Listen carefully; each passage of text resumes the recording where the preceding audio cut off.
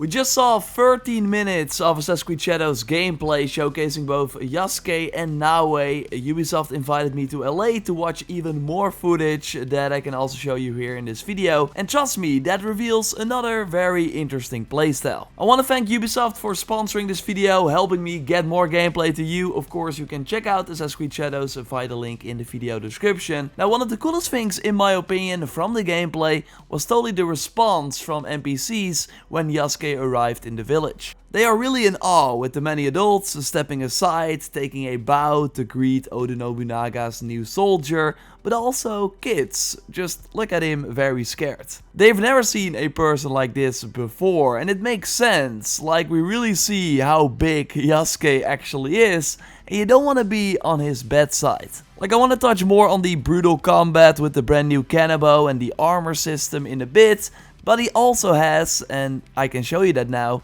a powerful ranged weapon with the Teppo gun. So this from that exclusive gameplay I got to see, and this would occur if you would actually choose Yasuke during the option instead of Naue. Assassin's Creed Shadows will have many moments like this, but you can of course also switch between characters from the menu at any time when out of combat, and even with each character there are different ways to approach a camp. Like in this extra gameplay, we see Naue stay higher up to avoid detection and use the kunai to one-hit kill enemies with a headshot, similar to the throwing knives from Basim in Mirage. Now these are way more limited than the shuriken, and that's because this throwing star does not deal any damage and can only be used to stagger an enemy, so basically has a completely different effect compared to the kunai. We also see the smoke bomb briefly in the tool wheel and a bell. I asked the developers what the bell does, but they would not say, so we will have to wait and see. Of course, your theory is more than welcome in the comments down below.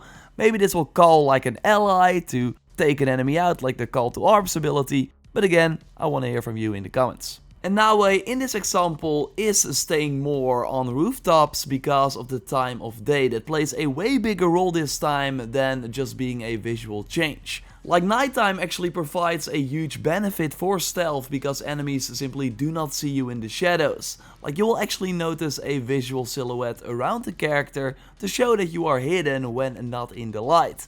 So smart to turn off or destroy lights to basically create new stealthy options. And I learned that there's no option to meditate or do something else to change the time of day. The game just realistically cycles through the morning and evening, so if you are a stealth player, you basically have to be lucky that when you start a mission, it's night to enjoy that benefit. Other very interesting stealth things we saw is being able to hide and peek behind a corner and check out enemies that way, grabbing an enemy and knocking it out for a non-lethal approach, using the grapple hook to hide on top of a ceiling so enemies don't spot you, and going prone to hide in tall grass or in a small pool to then reach the target. You of course still need to breathe underwater, and you will do that through the shallow reed, which is a really nice touch. And while we don't have footage of this, I learned that Yasuke can also look around a corner, but he will not be fully invisible and actually show a part of himself, so can get spotted.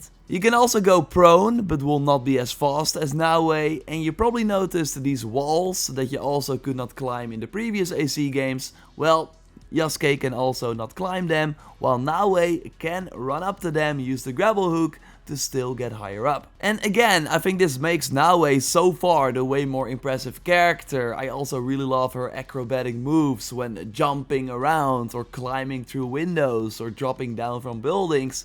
It just looks very satisfying. Now of course, it's still an early build of the game, so not everything looked as smooth as I maybe wanted, but there's totally promise here, so let's hope they can iron these things out before release. Now there's one thing that I'm not so sure about yet, so let's go over that. Of course, if you liked the video so far, leaving a like would really help me out, and subscribe for way more Assassin's Creed Shadows exclusive info and coverage like this. Like maybe you already noticed, but there are no damage numbers in this gameplay, and well, actually I learned that as of right now, there are no damage numbers even being considered to be added to the game.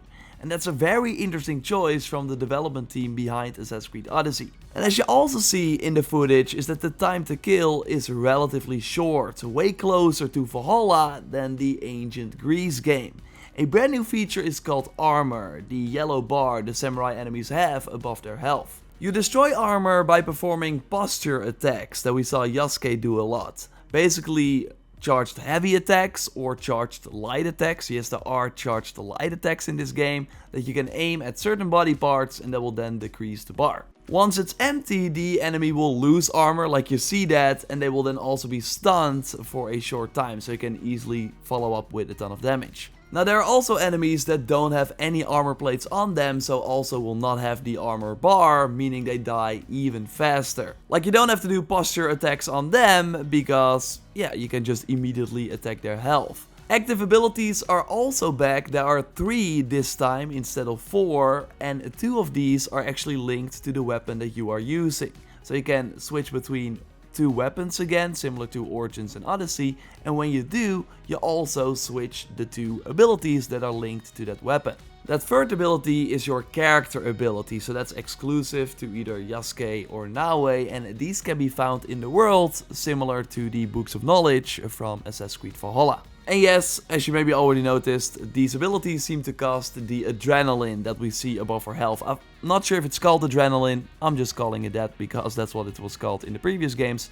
But yeah, these abilities are very powerful and can also instantly take out an enemy. I know it's really a preference, but I liked the fact that stats on gear and weapons in Odyssey actually had a big impact on the gameplay. But looking at Shadows' footage, I just don't see how the perks and your stats are actually really going to matter because you kill these enemies so fast. And this is also where the assassinations come in. So it's pretty cool actually. Naoe namely almost always has a one-hit assassination with her hidden blade or the katana when you want to assassinate enemies through Soji doors. You have to use and equip your katana, by the way, to be able to do this. Now what Assassin's Creed Shadows has is a toggle in the menu that lets you always do one-hit assassinations no matter what, similar to what Assassin's Creed Origins added with the Animus control panel on PC post-launch. Now the devs actually don't recommend that you use this because the system works pretty cool without this feature.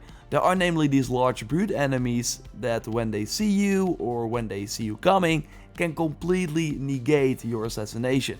So instead of still doing some damage and being pushed away, they completely negate it, which is a pretty cool twist. Like there's no mini game anymore like we saw in Valhalla for the one-hit assassination. It just works or it doesn't. But again, most of the times it should be lethal. Again, I know a lot of people prefer this. I just worry a bit that this means that making builds or just different playstyles won't really be a thing in Shadows, simply because it's not really needed to succeed, similar to what we saw in Valhalla. But yeah, we have to wait and see. The Kusarigama with Naoe, by the way, looks insane. Swinging that around, destroying everything around you. Like the breakable environmental stuff is pretty cool. Mostly impressed by the stealth feature so far, but the other elements kind of feel like a step back from Odyssey, while I expected like a more in-depth RPG. Maybe it was like my expectations that were wrong, I don't know, or maybe there are many systems that we just don't know about yet. I got, by the way, way more info about this game from my LA trip. Wanted to give you my brief impressions so far. Just subscribe for way more Assassin's Creed Shadows content, of course. We're just getting started here. A like would really help me out. I'm curious to hear your thoughts in the comments down below. Thanks again to Ubisoft for sponsoring this video. And check out the other Assassin's Creed Shadows content by clicking on the screen. I'll speak to you very soon. Goodbye.